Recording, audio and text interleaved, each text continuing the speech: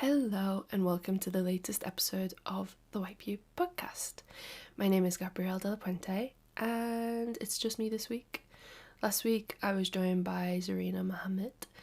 If you're not familiar, we share the White Pew together every week. We post a text, a review, a little story, something about a cultural object we have encountered on thewhitepew.com. So this week's text is about Monkey King. It's going out on the 11th of May 2025. You don't need to know anything about Monkey, don't worry. I'll tell you everything you need to know. It's never an exam. Chill out. It's also a health update, because I just use this to document the saga that is my health. Okay, listen to the end for the emoji of the week, and I hope you enjoy. It's been 5 weeks since I started taking Midodrine, and I can definitely still feel that I'm sick. It's just that the noise is quieter now. Building work has moved on to the next street. It's a bit of a weird thing to celebrate. My body only passably worked for the past 4 years because of a fuck ton of upkeep. The nervous system condition that COVID left me with, postural orthostatic tachycardia syndrome, or POTS, begs for beta blockers, B12 injections, folic acid, and 9 hours of uninterrupted sleep every night. I have 2 extra teaspoons of salt a day, copious electrolytes, 4 litres of water, and I suffer a low glycemic diet. No alcohol, no caffeine, no hot weather, and definitely no standing for a very long time. Only slow starts, wishes on shooting stars, and a lot of maddening, punitive rest. I am still having to do all of that, but the new pill is stealing the show. I am finally upright, inflated, sharper, more ready to chat. I'm feeling happy in a way that makes me think I haven't been for a very long time. In fact, I'm feeling different enough that I caught myself speaking to a taxi driver the other day about my experience of long COVID in the past tense. It was like pretending I didn't recognise my best friend, some roommate I lived with for years and grew to fucking hate. But the lies were only blatant to me. He didn't know that I had recently started medication that meant I could practice standing up again like a baby. That I'd timed myself standing for longer and longer periods for an entire miracle of a week, keeping track on a calendar, new lottery numbers. The taxi driver didn't know I'd then dragged the exercise bike out of the shed and spent the following week doing 3 slow, nervous minutes each day. I just looked perfectly normal in his rear view mirror while I pretended there was nothing at all behind me. Yeah, I have been keeping these developments to myself, the way people keep the date of their driving test secret in case they fail. Exercise intolerance and post-exertional malaise are symptoms of long COVID that have sent my head west, done me the most damage, and left me in month-long crashes feeling a heaviness right down to my cells. So when the cardiologist that prescribed me Midodrine said that he wanted to see me strengthen my legs because that would help my heart along, I ignored that part of the conversation. I didn't know then that taking the pills would have me standing and biking and lying to taxi drivers, that they would leave me craving more movement. I had felt heaviness down to my cells to go past perfect. Now, Midodrine was like 2 hands on my back, pushing me into future tenses. In week 3 of Baby Steps, I found a PDF online that detailed a physical rehabilitation program developed by a hospital in Philadelphia for people with my condition. I got more excited than scared. I trawled Reddit and YouTube and read standalone blogs from people who'd done the same program to see if I should be more scared than excited. If I went for it, I'd be following a 5-day-a-week schedule of strength training and recumbent exercises for the next 8 months. Day 1 would involve 3 minutes on a rowing machine, 2 minutes recovering, another 3 minutes on a rowing machine, and that's all. Things would gradually increase from there. The purpose is for the sick person to go at a pace that feels easy, thereby gradually increase stamina and retraining the nervous system to react a bit more normally to movement. It's honestly all I thought about for days. I thought about how I had cancelled all work that would take me out the house, pulled out of a book tour, and hit pause on book 2 just to focus on my health. I thought about how reassuring it would feel to have 8 months all planned out. I thought about all the gym subscriptions I'd ever had in different cities and what feels like another life. I thought about how I donated all my gym gear after I got sick because I never thought I'd go near one again. I thought about my kung fu trousers on a hanger in a charity shop. I thought about how I'd been running 5Ks every other day in the months before I got sick, and how the day before I realised I had COVID symptoms, I only made it to 3 before my legs gave up. I thought about what it would feel like to go to a gym for 8 minutes and then leave. More than anything, I thought about all the people who were sick with energy limiting conditions before COVID entered the ring, and I remembered their warnings that soon enough us lot would be prescribed graded exercise. They made sure we knew about the PACE trial, a controversial study partly funded by the Department for Work and Pensions, which compared the effectiveness of different treatments for chronic fatigue syndrome and then recommended CBT and graded exercise. A few years later, those recommendations were reversed after the study's methodology was found to be flawed. It was agreed CBT is not curative and graded exercise is harmful, but only after much harm was done to people's bodies and to the public's understanding of the illness, which was now muddled with the idea people could simply exercise themselves better, and if they didn't, they must be lazy. The effect that COVID has on the body is so new and mysterious that I still don't know if the fatigue I experience is the same as theirs, or if it's something else entirely. I had erred on the side of caution until now, knowing that physical rehabilitation programs exist for POTS, but that I had felt too bad to even consider them. But I decided to meet my head and my body halfway. I found a gym with no contract, so I could bail after a month if I needed to. Old, carpeted, duct tape over cracks in the mirror. It was comfortable. There were only 2 people in the background lifting weights while the manager asked me what I was looking to do. He was the kind of person who didn't look away when he spoke, so I didn't tell him any lies. He told me he was going to look POTS up when he got home so he could keep an eye on me. Then he looked right at me and said, "Well done for getting here." And it nearly made me cry. But there was a problem right away. You know how day 1 should have lasted 8 minutes?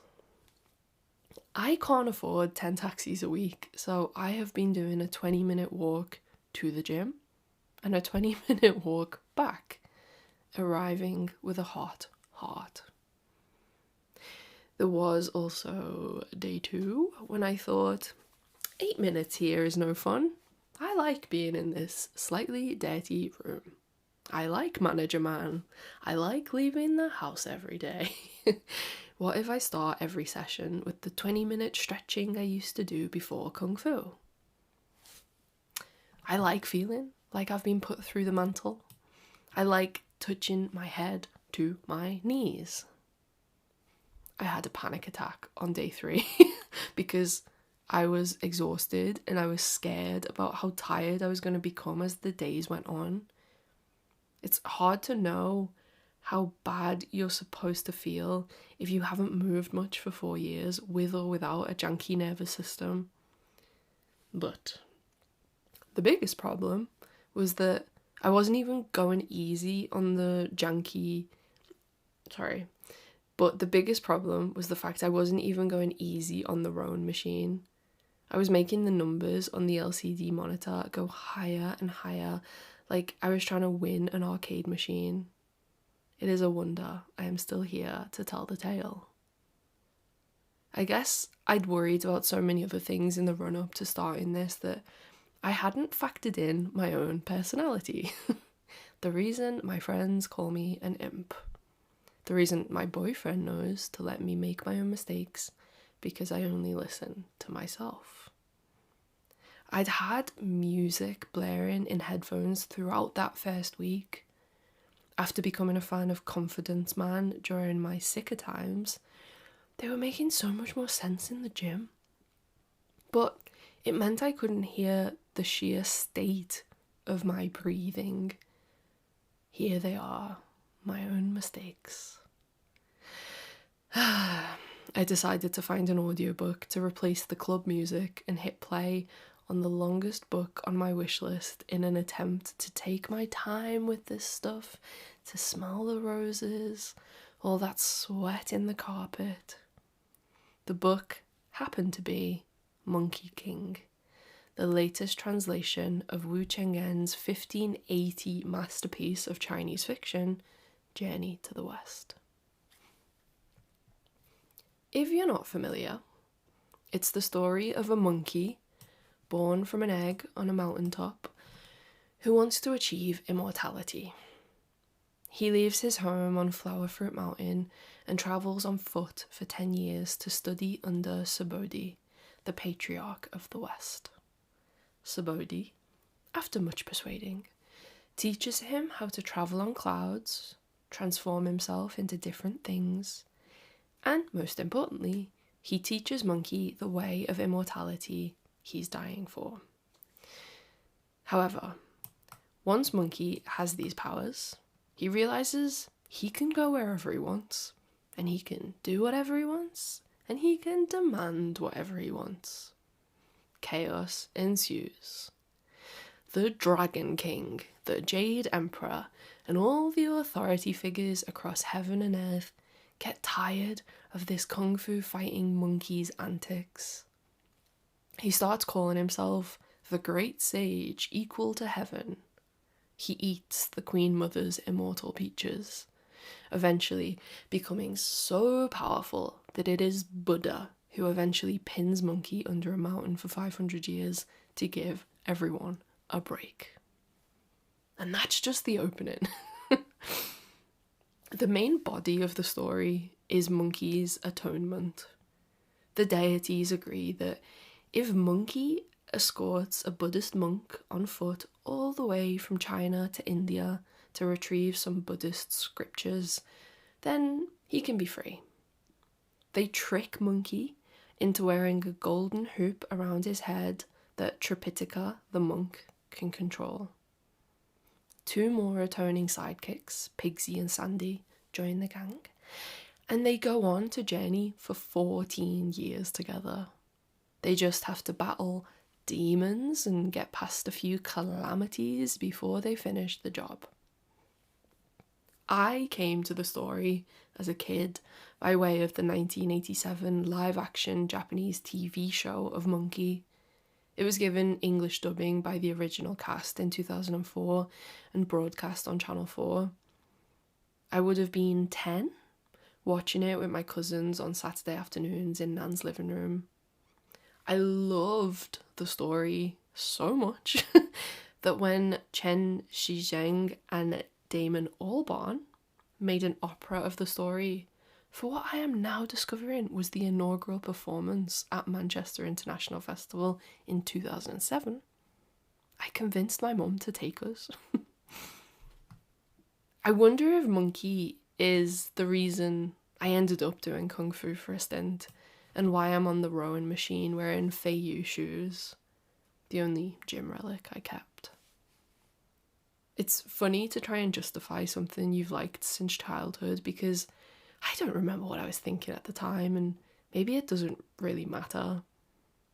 It could have something to do with good guys fighting baddies, and how I was never that charmed by superheroes who are obviously just men in fancy dress.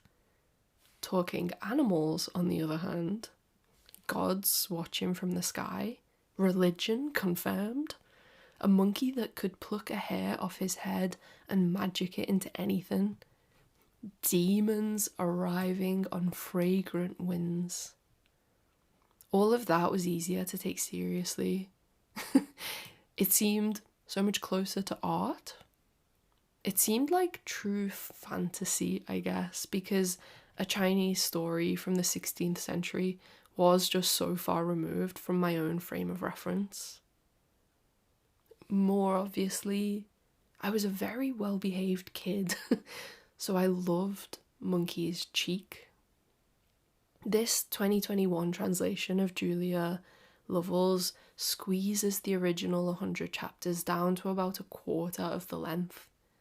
Critic Minji Chen thought the translation was so good and playful that Lovell's name should be on the front cover, because she saw the translation as more like a work of collaboration.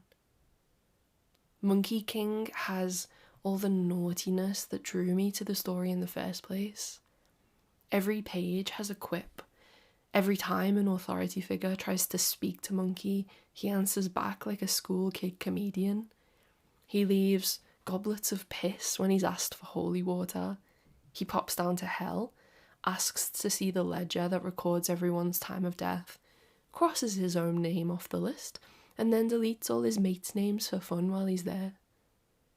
I'm really glad I went with the audiobook, because the performance by Kevin Shen is like listening to an entire anime series in the form of a one-man radio play, and it sounds like he was grinning in the booth the whole time. And it's probably already obvious, but I'm so glad I chose this book for right now. It came back to me at just the right time. Reading it as an adult, I realised I'd only remembered the easy, episodic pilgrimage itself, and not the reason Monkey had to go on it in the first place. It's a classic story of hubris. Perfect listening for when you can't stop pushing your luck. I caught one break with Midodrine and thought I could go everywhere and do everything, like Monkey after he first became immortal. It's comforting to know we've always been in need of moral, spiritual, and fictional guidance, that there have always been characters at war with themselves, speeding away on static rowing machines, trying to outrun the gods. I couldn't imagine Monkey slowing down. There's a chapter where he gets into an escalating contest with some corrupt monks. He has to pull off conjuring tricks, a rain-making test, and finally meditate in the clouds. Monkey has no response for once, and Pigsy asks what's wrong. "It's like this," explained Monkey. "Kicking heaven to pieces, churning oceans, carrying mountains, chasing the moon, changing the course of stars and planets. These are all child's play to me. You can cut off my head and chop it into pieces, split my stomach and gouge out my heart. None of these unusual manipulations hold any dread for me. But please, don't ask me to sit still. Padlock me to an iron pillar and I'll find a way to wriggle. I just can't do it." I think we might be the same. But if we really, really need to, How do we sit still? How do I practice literally any form of restraint? Is it even possible to change your nature? Two things happen next to debate these questions for me. The first is that I went to the gym on a Sunday and saw a notice that it would be closed for bank holiday. Without a second thought, I just did 2 days of my program on the same day. I woke up barely able to move, fatigue returning like a slap or a laugh. I cried because I thought I'd ruined everything, but then the second thing happened. While I was panicking in bed all Monday, I let the rest of the audiobook play next to my head until the story was over. Monkey could have cloud somersaulted all the way to India, grabbed the Buddhist scriptures and couriered them back on his own. The point was for him to slow down, to travel with others, to face adversity, to persist, and ultimately to change because of the pilgrimage. In the last few encounters, Monkey goes out of his way to save 1,000 children and then a whole town. And not to spoil it, but it has been out since at least 10 years before Shakespeare dropped his first play. On the last page, Monkey asks if he can take the gold hoop off his head. Remember the insurance Tripitaka placed in case he needed to use the controlling spell? The monk tells him it isn't even there anymore. Monkey can control himself. Maybe the next 8 months will take me longer. Or I'll have to quit, tend to my body, and these years will never become a past thing I tell taxi drivers about. I don't know. But today, when I went to row, I didn't play any music, and the audiobook was done, so I went on it alone to better hear my breathing. I learned after a few pulls that the rowing machine makes its own noise, that my movement makes the fan at the other end breathe. The gym is old, so the sound coming out of the machine was rough, like someone wheezing through a metal grate. The sound made me want to slow down, and I imagined placing a gold hoop on my own head. I thought about things other than my health beginning to change. The end. If you're here at the end of the text, please leave a monkey emoji on the White Pube Instagram. There's loads of monkeys to choose from. Have fun. And then as a side note, I don't know how to pronounce Chinese names, and I've been watching YouTube to try and get those names, to find audio of people saying their own name so I can repeat it. And when I go to repeat it, I'm so bad at repeating it. So apologies for that. It made me really want to learn Chinese reading Monkey again. Not, for like the first time properly. Hearing the story again, I should say. I'm obsessed. Okay. Also, just as a side note, if you buy the Penguin book, there's a map in the front, and it's so good. I fucking love a book with a map. And then as a side note, it's £22 to buy the Penguin Classic, right? But on Penguin's website, and they didn't tell me this, on Penguin's website, on the classic section, it's 3 classics for £33 rather than 1 for £22. So I got The Day of the Triffids, Monkey, and I also got Orlando, which is the next book I'm gonna read. Don't tell anyone. Goodbye.